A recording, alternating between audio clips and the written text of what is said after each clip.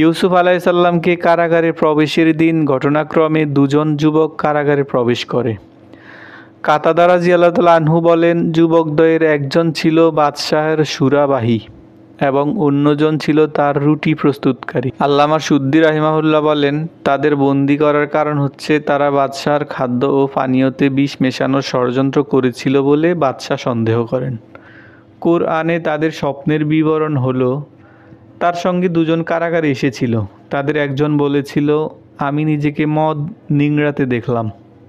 অন্যজন বলেছিল, আমি নিজেকে মাথায় করে রুটি বহন করতে দেখলাম এবং পাখিরা সেখান থেকে খাচ্ছিল।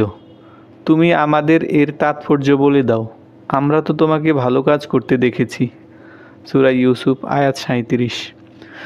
স্বপ্নের ব্যাখ্যায় তিনি বলেন, হে আমার কারাসঙ্গী দুজন, তোমাদের দুজনের একজন তার মালিকের পানের জন্য সুরা ঢালবে, অপরজন শূলবিদ্ধ হবে, অতঃপর পাখিরা তার মস্তক থেকে খাবে।